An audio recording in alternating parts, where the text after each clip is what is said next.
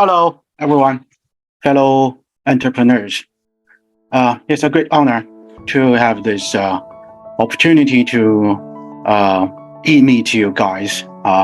So thank you for your time for participating today's C-Star training camp online. Today's sharing, or you call training, will approximately 1 hour, and I will leave about 20 to 30 minutes for Q&A. Today's topic I want to talk about with you is the fundraising legal issues analysis, as you can see. So first of all, a very brief introduction about my firm. The Tsinghua Partners is a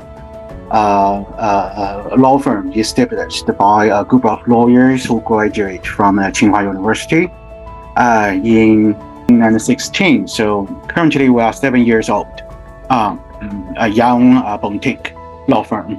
Currently we have 4 offices in China: Beijing, Shanghai, Chengdu, and Shenzhen. We are expanding overseas offices in Hong Kong, Canada, and I hope someday we will have offices in Africa. So that's basically a very brief introduction of the firm. There's a very brief introduction about myself. My main area, as introduced before by the colleagues, my main area of practice are international investment, financing, private equity, M&A, corporate services for startups, for entrepreneurs like you guys here. So I got my bachelor degree in Tsinghua University. I got 2 master degrees, one in the United Kingdom and another one in the United States. So it's generally something about me. So we will start today's sharing. If we treat a company as a human being,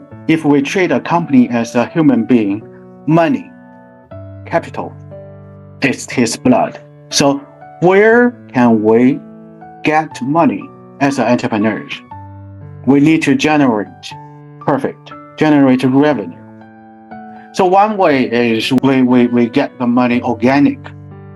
When we say organic, we buy a bag of apple at $1 and we sell it at $2. So we generate $1 profit. That's where we get money. And this is the organic growth of the company. On the contrast, there's another way we use others' money. So we're talking about capital raising, you name it, but it's the money from others. So people are always asking, what should I bring capital to my company, to my enterprise? I should through debt or equity?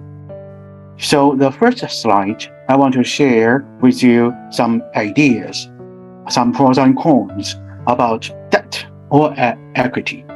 So let's start with the basics.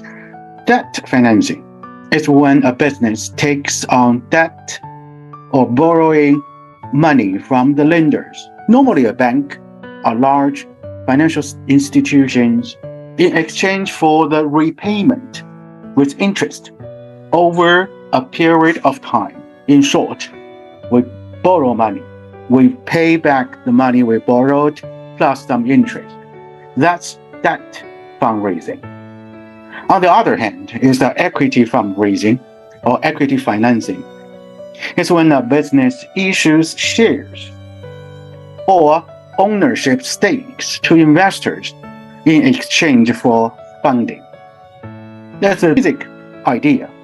So which one is better for my business, for your business? So my answer is it really depends on your specific goals, financial situations, and risk tolerance. Of course, you can have both. You can have, at the same time, you can have the debt fundraising and the equity fundraising at the same time. Debt financing can be a good option for business that have a stable cash flow and can handle regular loan repayment. It means if you have a stable cash flow of your business, you may want to choose debt. Talk to a bank, say, hey, I want to borrow some money. It carries less risk than the equity financing because the lenders cannot claim the ownership of your business, and they are only entitled to repayment with the interest. It can also be a good option for businesses that are not willing to give up control of their company or dilute their ownership stake. So that's the debt. That's the good thing, advantages of the debt financing. However, the downside of the debt financing is that it could be a very heavily burden if the business experiences financial struggles or fails. So it means if your business is going down, the debt is still there, you still need to repay it. The business must make a regular payment on their debt, even if they are not generating revenue. Additionally, too much debt can be negatively impact the business credit rating and make it harder to secure future loans, which means if you can't repay one debt on time, it will harder for you to get another debt in the future. On the contrary, equity financing allows business to raise funds without accumulating debts or taking on interest payment. The equity financing, equity investors become a part of the owners of the business, sharing the risk and sharing the returns of the company. So it's part of his risk. Your risk is part of his risk. Equity financing can be a good option for businesses that are still in growth phase and need capital to expansion, as well as those two high-risk industries like technical industries, biotech. So no money, no revenue currently. It's pretty hard for you to get the loan from the bank, but you still have the chance to have the equity investors if they have a positive view for the future of your business. However, the downside of the equity financing is that it can dilute the ownership stake and the control of the founder, which is you, and the existing shareholders. It means investors may also take on a more active role in the business decisions, strategies, and even some of the daily operations. Additionally, equity financing can be a more expensive way in a long run. The investors is expecting a return on their investment and may require a portion of profit and the dividends. Your loss is part of those, and your gain is part of his gain. So in conclusion, choosing between debt and financing, debt and equity financing requires careful considerations of your needs, your goals, your plans of your business. Both options have their own advantages and disadvantages. So it's important to weigh the pros and cons before you make your decision. So that's the first slide. So from the second slide to the bottom, to the last, I will all talk about equity because there's no much legal issues on debt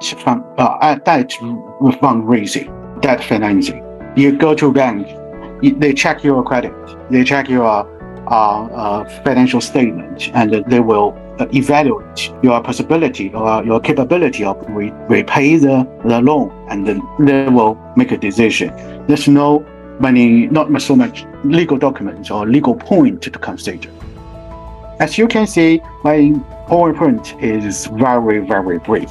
So bear with me, stay with me, and please feel free to interrupt me if you have any questions, or you can type in the chat box. I will go through them in one go after the sharing. That's the first slide. Let's go to the second one. Here you will see 4 items.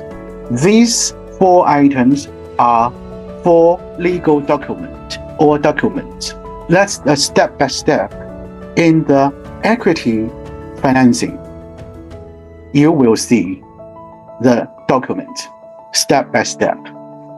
It's in the time order. So the business plan is one document. The non-disclosure agreement is one document. Term sheet is one document.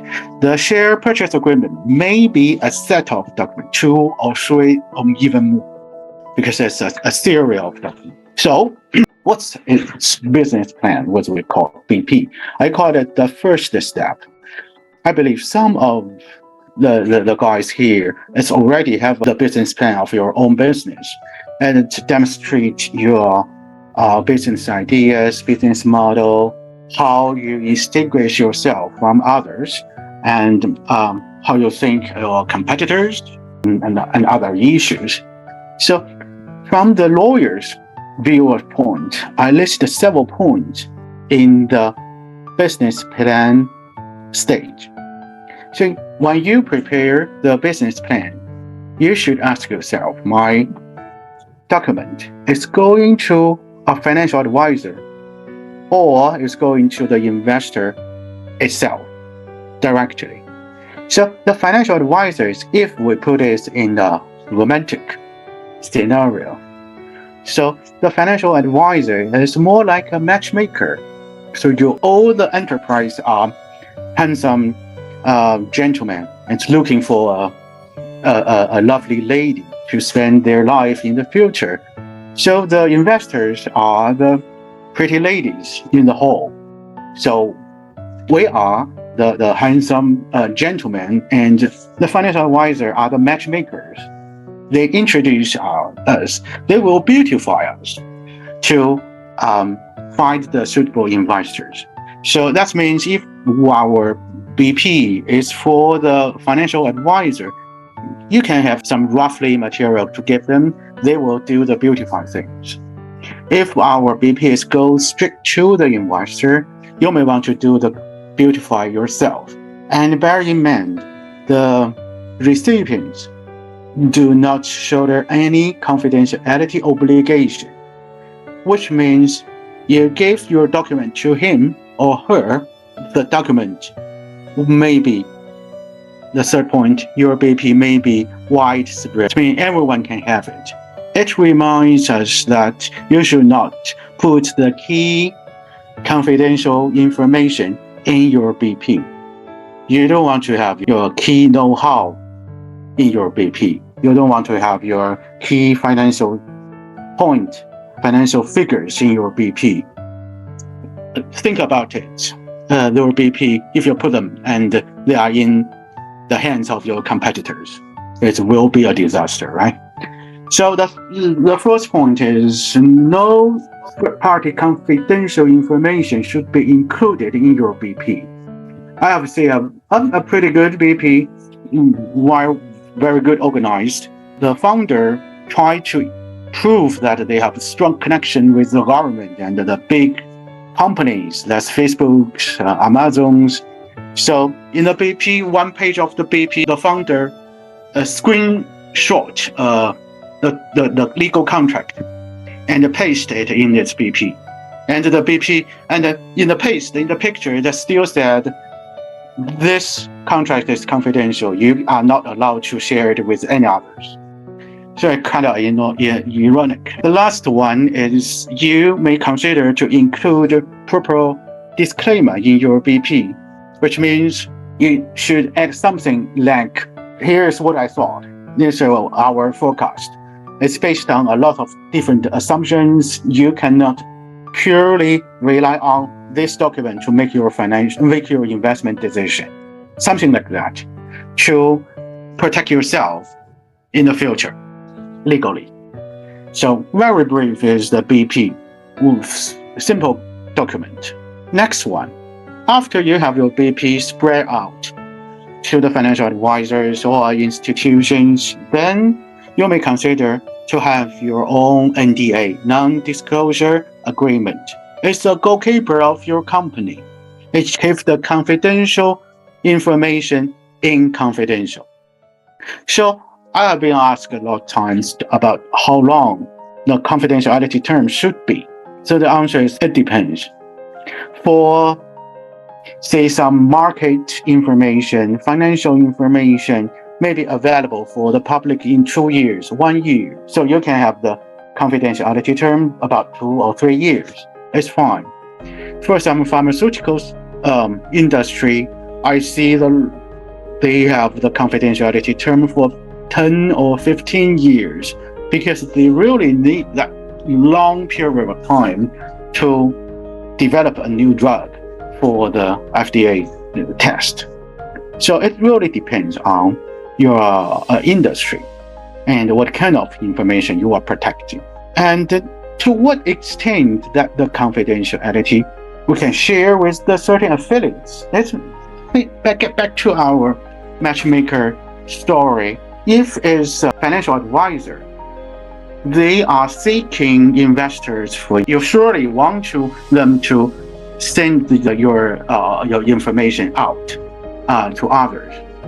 As long as you have the specific clause saying, if you, the financial advisor, if you passing my confidentiality out to others, you too should have also similar confidentiality arrangement. Then I will be comfortable for you to share it. If your information is directly to one financial investor, you may not want them to forward your information. So last one is their carve-out. Yes, there are carve-outs for the non-disclosure agreement. For example, if the information becomes too public, if the information is received by the recipient without breaching his confidentiality obligation, or if a court asks them to reveal the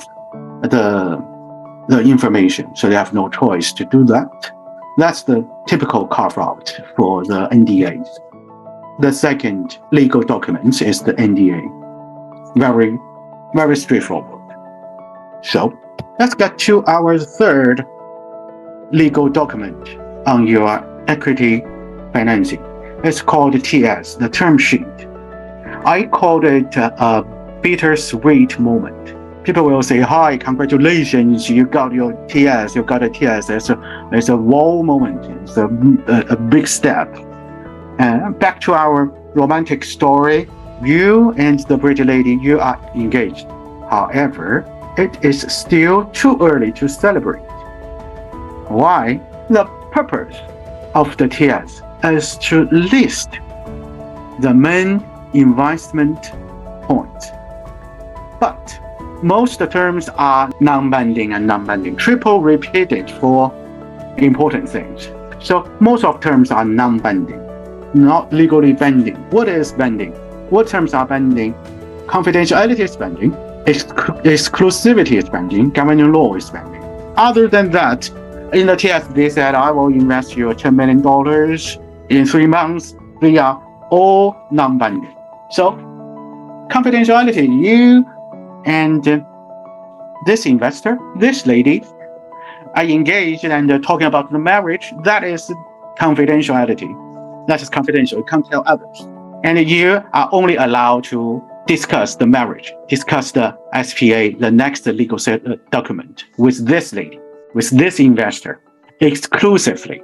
You cannot engage several fiancés at one time. So you cannot discuss, negotiate with several investors in the same time. That's exclusivity. The governing law is where the company is established and how to govern the equity, which law should be used to governing the equity financing and equity financing. And another function of the TS is to kick off the due diligence. BDD, LDD, and FDD. DD is meant for due diligence, business due diligence, legal due diligence, and financial due diligence. So what is due diligence? It's the investor to see.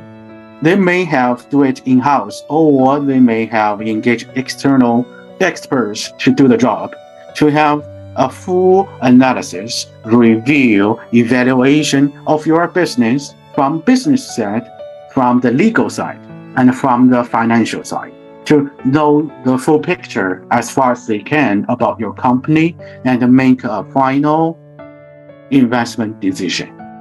That's the TS.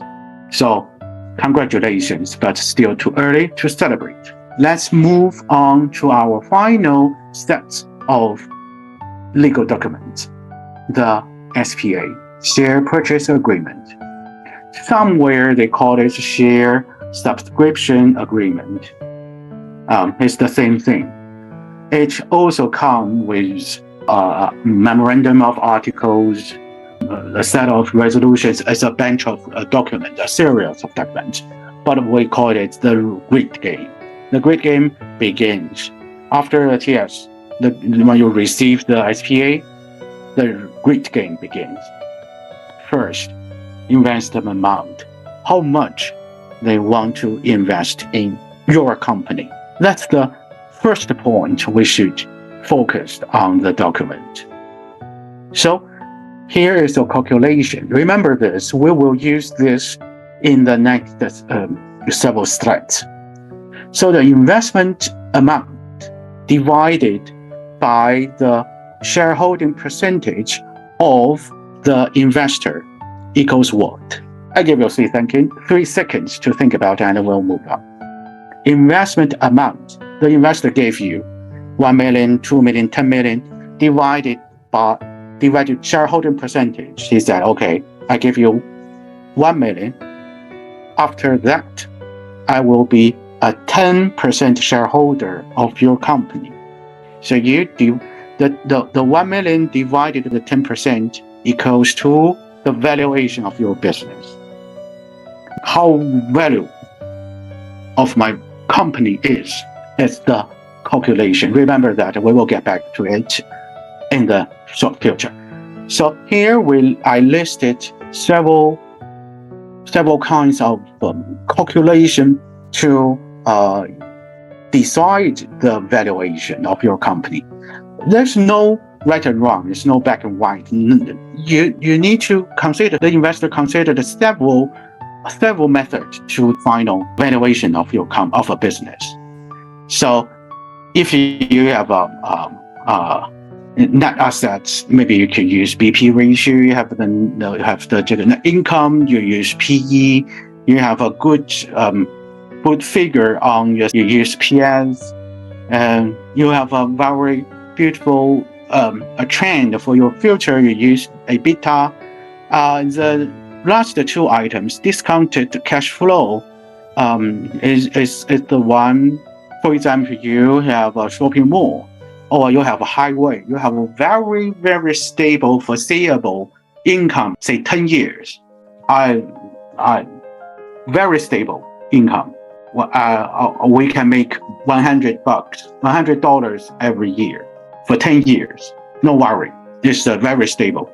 So it's $1,000 for 10 years.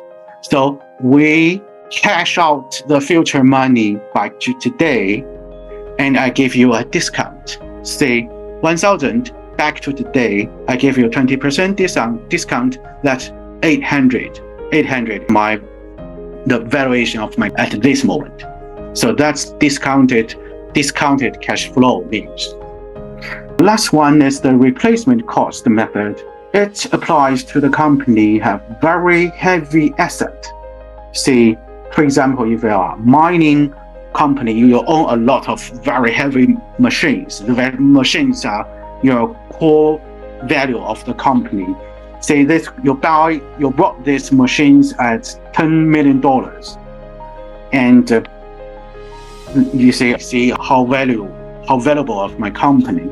The investor may consider, say, if we repurchase the same kind of machine, the investor said, I need to spend $10 million, and your machine is about roughly 80% new. So I give you the valuation at 8 million. That's the number from. That's the replacement cost method. Another method I didn't list because it's already full on the page is competitors. If you can find a competitor, similar like you, And they have done some kind of equity financing. You can say, hey, that guy is at the same scale as me, and then they got $5 million valuation. I think I can get a 5 million as well. That's a marketable competitor method. You can also use, but lawyers are always poor at mathematics. So please don't lawyers to do the calculation. They can share with you the idea, the terminology, but they are really poor at math. Next one is what we call closing. Closing, or we call exchange. If I have $2 in my hand, and you have a bag of apples on your hand, it's very easy to do the closing. I handed my money to you, and you handed your apple to me. The deal is done. That is what we call the cash in hand and goods in hand. But it is a mission impossible for equity financing. It's a mission impossible for the shares. As you may be aware, in most of the jurisdictions in the world, there's a government authorities to govern the companies. So when they get part of shares in your company, it will be a process. You need to fill a lot of forms, have several resolutions, have all the documents ready, and you hand it in the government authority. It takes 5 working days or 10 working days, even a month in some jurisdiction, to have the government authorities to finish the registration and register the investor as your shareholder.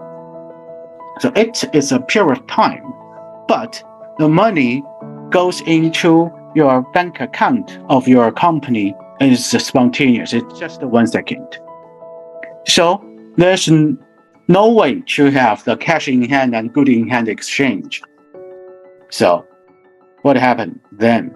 What should we do? Shall we?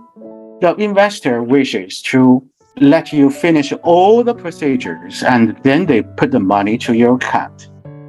And as entrepreneurs, as the founders, we want some certainties. In our dream situation, it's better for the investor to give us all the money, and then we start the whole procedure.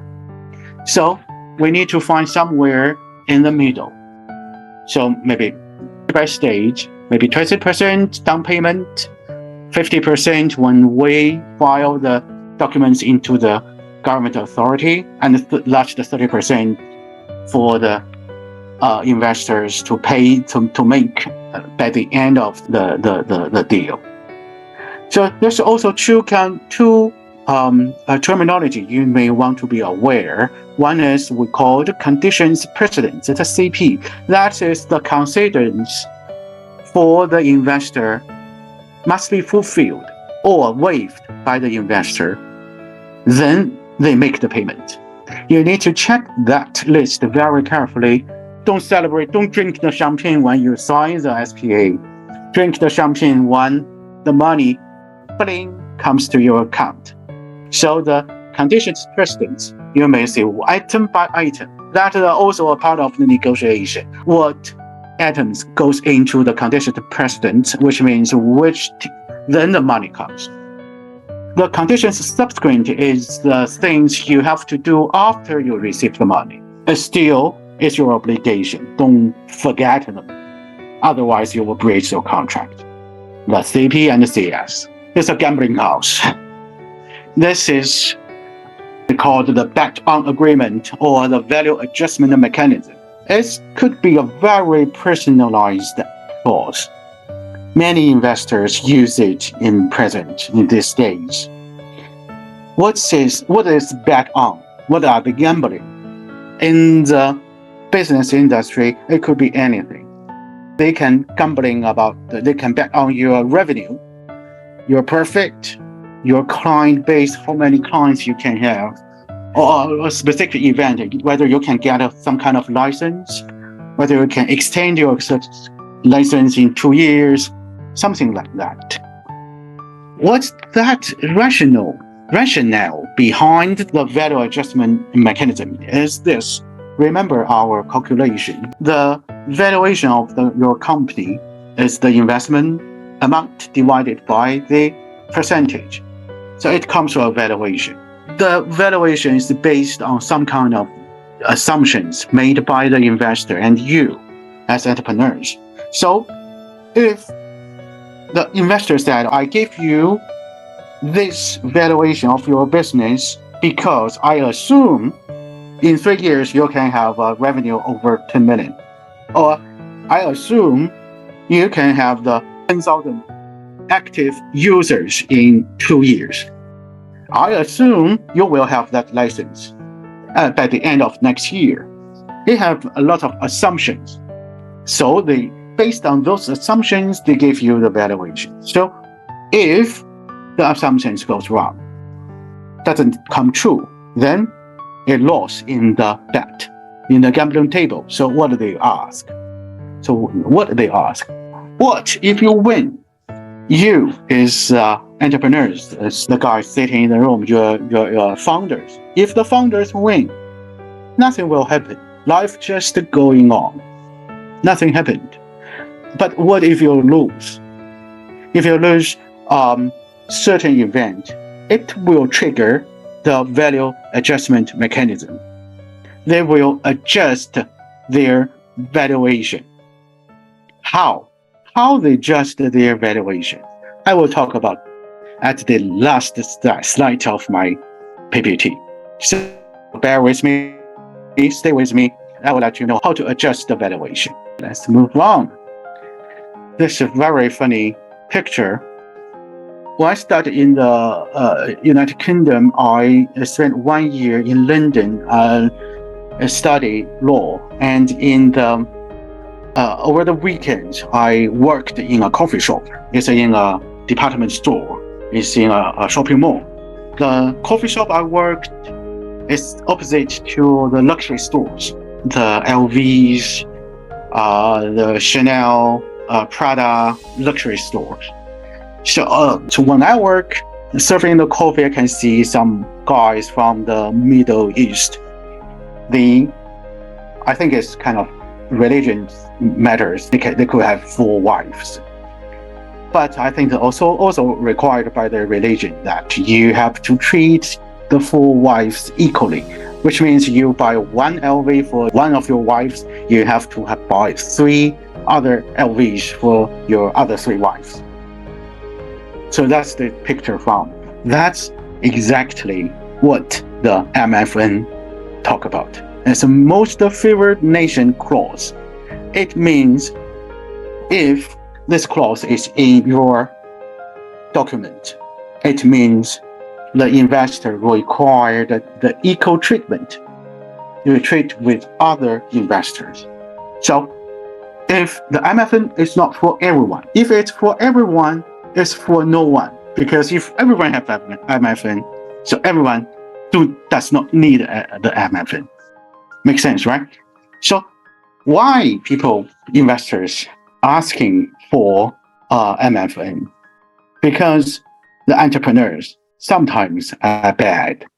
They're bad guys. They treat the investor differently. They may do favor to certain investors than others.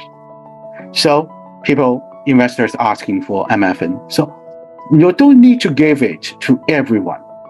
It's meaningless to give it to everyone.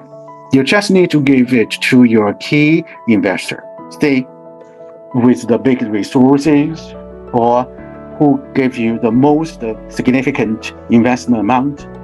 The lead investor, I give you the MFN. I assure no one get better terms than you. You don't need to give it to everyone. Not just that, is called the preemptive right. They all different rights from this thread to the end. They all different rights asked by the investors. Why? Because they are minority shareholders, which means as the majority shareholder, as you are, entrepreneurs, founders, the investors don't have this set of rights You can do whatever you want to them. You can mistreat them in the way you wish. That's why they got so many rights to protect themselves. So sometimes our lawyer would call myself an interpreter. I interpret the investor's language into the business language to the founders. So what's this legal terms, the reasons behind those legal terms. So the preemptive rights, what happened? It means the investor saying, I want the good stuff. I think, is everything okay on the site? I can see the video before, but I can't see the videos now. Let me check we can see you, everything's from here. So I'm continuing. So what the investor saying is, I want the good stuff. It means you can see the line. It means your company is doing extremely good in terms of valuation. More investors coming, and the more valuable of your company is, step by step. So the investor said, in that clause, in the document, said, if everything goes extremely good in the future, when your company gets another equity financing, I want to participate in. That is the investor saying, I want the good stuff. That's the preemptive right talking about. They have this right in the future. If your company get another round equity fundraising, they have the right to participate. Without this right in the document, you can exclude them. You can shut the door. So that's the right for them. That's why they're asking for this right. This is something goes good, and new shares, new opportunities, new shares comes. The investors want the participate. Let's do this. Next one is right of first refusal. Still, is the things goes extremely well in terms of the valuation of your company, but it's not like the last one is the cake becomes an extra part of the cake. This one is the existing cake. As the entrepreneurs, as the founders, you guys here, your company is good, doing extremely good, and you will consider, how about I sell a select of my shares to in exchange some capital, exchange some money, so I can buy a bigger house for my family. I can buy a good car for my family. So the cake is still the cake, but you want to sell a piece of it. That is the right of first refusal. The investor said, if in the future you want to sell part of your select of the cake, I'm happy to help to improve your life. If you want to sell, how about sell to me? That is what this clause is talking about. Again, the preemptive right and the right of first refusal is the investor's right, not obligation. They have the right to choose participate or purchase. They also have the right to not participate or not to purchase. It's the right, not obligation. They leave the opportunity open. They keep the door open. That's the good side of the story. If something goes wrong. See, if there company, let's touch the wood. I hope nothing happened to your company, but it's business world. If the valuation of the company going down, and we can't have it, we can't run the business anymore, and we close it. In legal, it's called liquidation. Some winding up, bankrupt is the familiar terms for people. Liquidation, bankrupt, whatever you call it. So it means that's it. There's only 5-6 chips on the plate. In the real life, it may be, okay, our company only left 20 computers, 3 cars, and 1,000 cash. That's all left in the plate. So liquidation priority terms in the SPA, the meaning is if the investor does not have this right, if the term is not, the clause is not in the document, there are only this kind of stuff left in the company and the company bankrupt. How people divided the leftovers. Without that clause, it goes to shares. Remember, the investor is the minority shareholder. It means they can only have very small piece of the leftovers. And you, as the founder, you are the majority shareholder and you will have the most part of the leftovers. And the investor said, that is not acceptable. So they invented the clause, put it in the SPA, said it's the liquidation priority. It's normally said, if you're winding up, if something goes wrong as an investor, I need my capital investment first, plus interest, which means if the company left the total assets, so everything, total assets to about a bunch of money.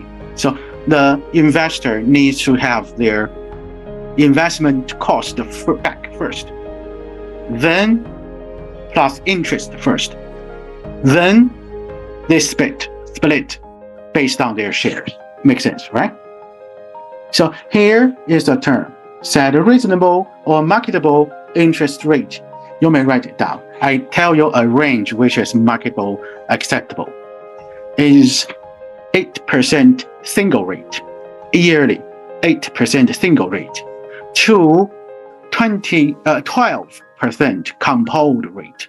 As long as the interest rate falls within this scope, within this range, is marketable, is reasonable, and it is marketable. 8% single rate to 12% compound rate. So the investor said, goes wrong.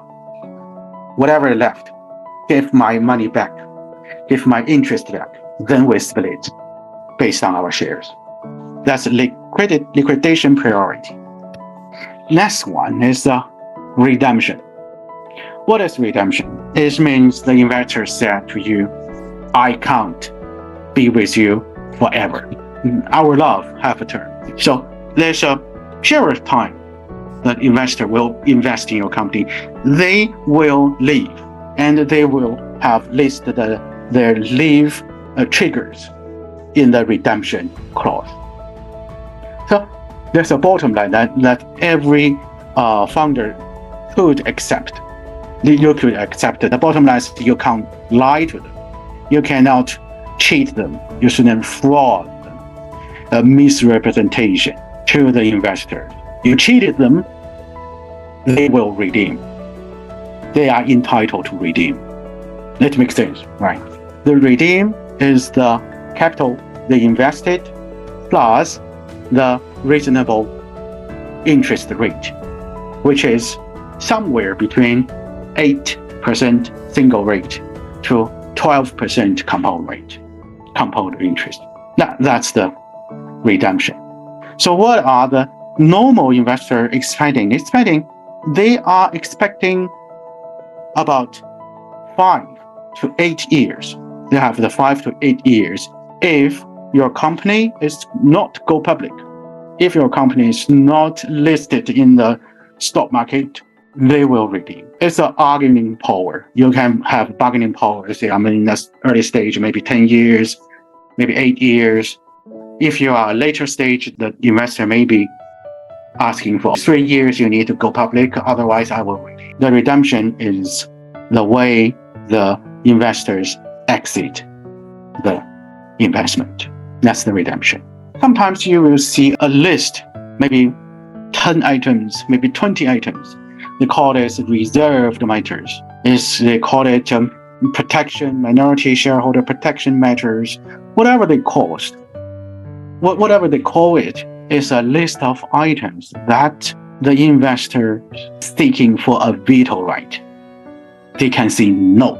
That is what we call, when I mentioned the equity fundraising that the investor may participate in your strategy, participate in your operation, even daily operation. So what matters should be included? You change your company's business, you change your company's auditor, you change your company's the main area of practice, you change the fundamental rights of such investor, and you need to seek their approval before you do it. That makes sense. That's the basic items. And also other items is can argue, but we can see in practice in the market, investors may say they want to approve annual budget. They want to approve your business plan for every 12 months. And if there's an expenditure over $200,000, which is outside the budget, they need a veto right. Or if you want to borrow money for more than $100,000 in a year, you need to seek their veto rights. It's such kind of things. And so your operation, if you want to increase the salary of your CEO, they may want to have the veto right. They have the eyes on your business to make sure their money is properly used. It's kind of protection. So again, the clause is reasonable, but the matters in the clause is negotiable. You may want to have negotiated with it to higher threshold or fewer items. Okay. Next one is called tag-along right.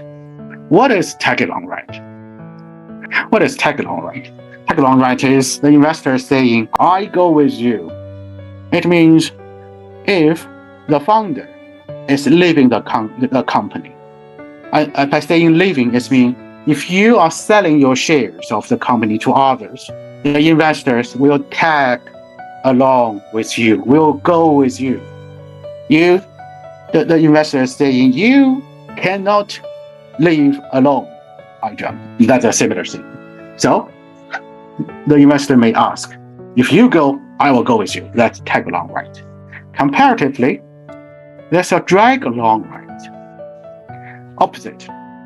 Investor saying, you founders, you go with me. That's drag along right. See, a person dragging the vehicle. Why they need a drag along right?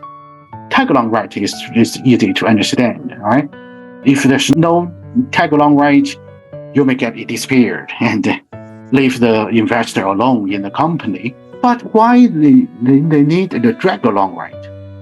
It means it's because they are minority shareholder. On their own, they cannot sell the company.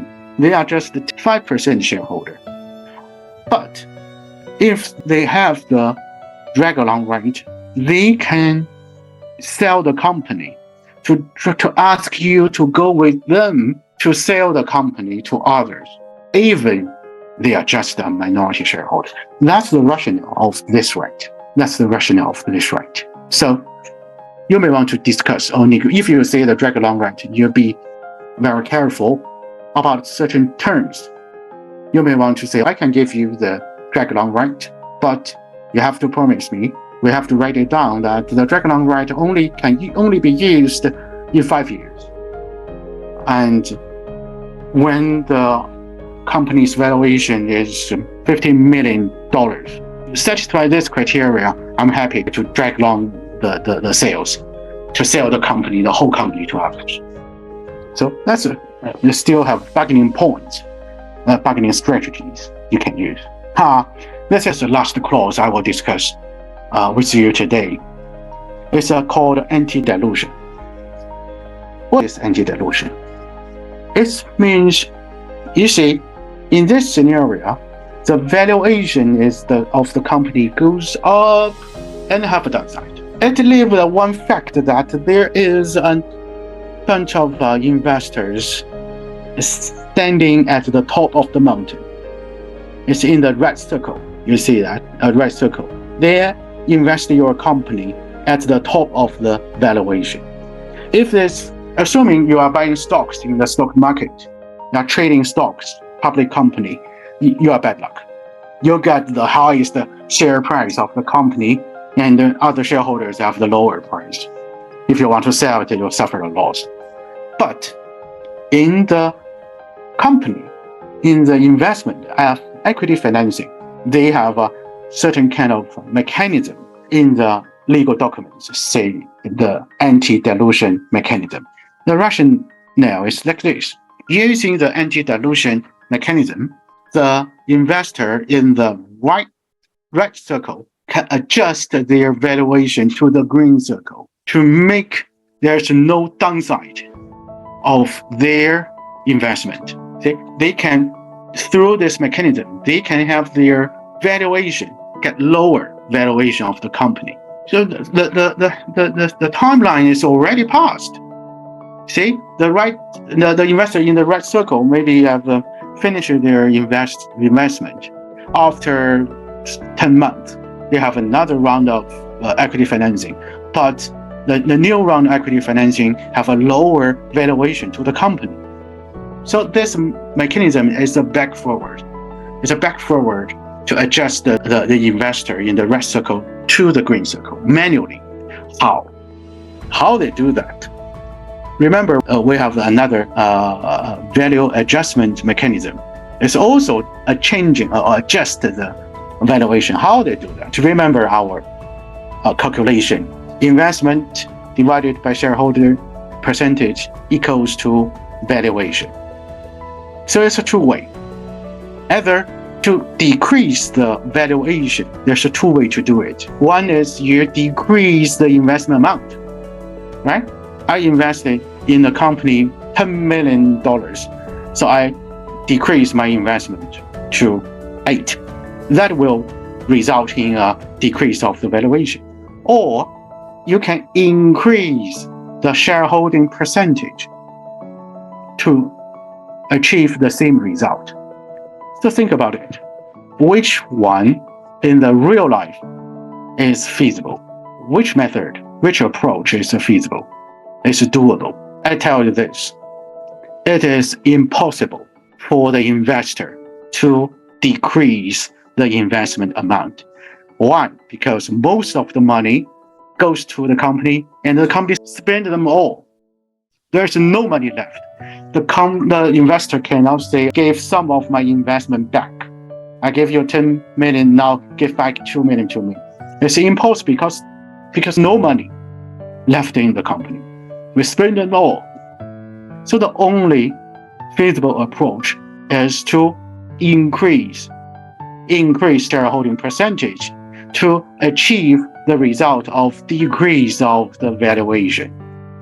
So the mechanism says, okay, if the anti-dilution triggers or the value adjustment mechanism triggers, what do we do? The founders, you should give me additional shares of your company for free. Okay? I still invest you 10 million because I can't earn any money back. But before the triggers, I am your 10% shareholder. Now you'll give 5% more of your shares for free, no consideration, so that I will be a 15% shareholder of your company rather than the 10%. That make my investment, that make my valuation in your company goes down, decrease of the valuation to achieve that result. Okay? Okay, that is the last thread I want to share with you